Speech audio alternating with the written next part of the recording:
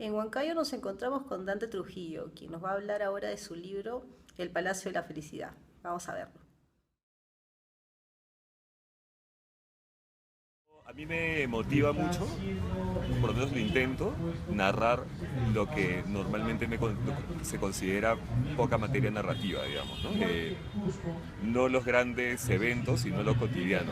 Me parece que que los sucesos cotidianos forman más la biografía de las personas, que las pequeñas conmociones, los pequeños milagros, las pequeñas epifanías, o las pequeñas tristezas pueden formar mucho más la biografía de la gente y resultar mucho más dramáticas a la larga, ¿no?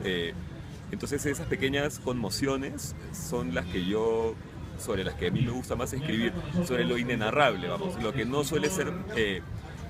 los personajes no viven grandes épicas, sino que son como la épica de lo cotidiano, si quieres, ¿no? Donde efectivamente se da el azar, se da la violencia, se da el abuso, quizás a escalas menos intensas de lo que se suele narrar, pero que sí influyen en el resultado y de lo que le acontece a cada personaje, ¿no?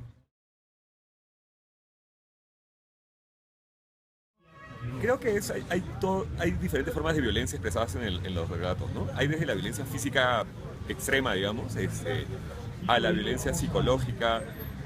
Hay un relato que es el que le da el título al libro, que es El Palacio de la Felicidad, en el que se hace referencia a la violencia política de una manera indirecta, porque las personas de alguna manera han sido víctimas indirectas, porque son de la clase media, digamos, no han sufrido directamente la violencia, pero también han sido víctimas de la violencia.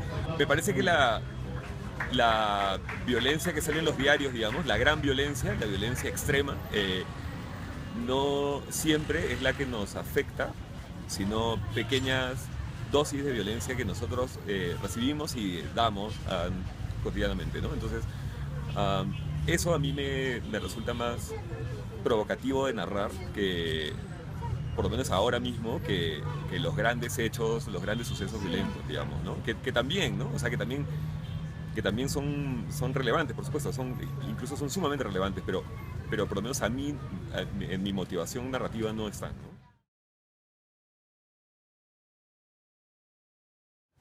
La verdad es que cuando escribo no pienso en ello.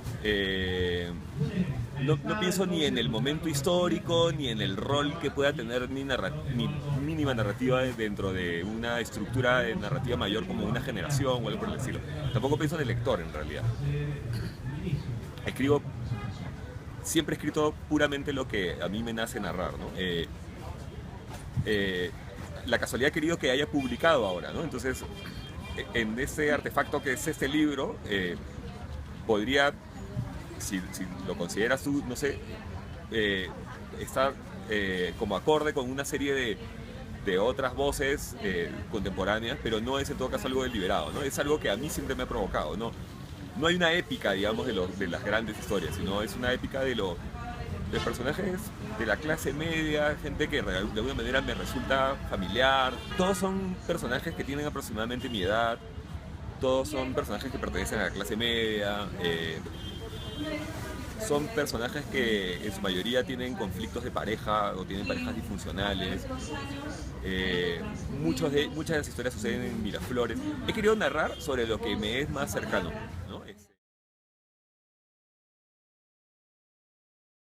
Creo que la elección ha sido porque como probablemente tú y la mayoría de escritores, me interesa escribir sobre lo que no sabes, ¿no? O sea, y la gran otredad, la inmensa otredad de la mujer en el caso de un hombre, ¿no? Me parece.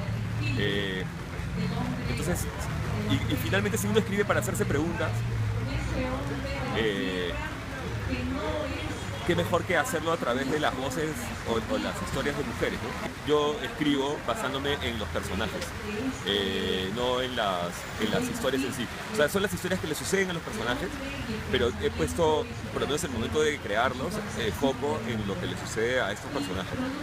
Que en algunos casos son, ya lo digo, mujeres, o son como en el narrador de la primera historia, el narrador y el protagonista es un hombre, pero pivotea con tres mujeres, que una es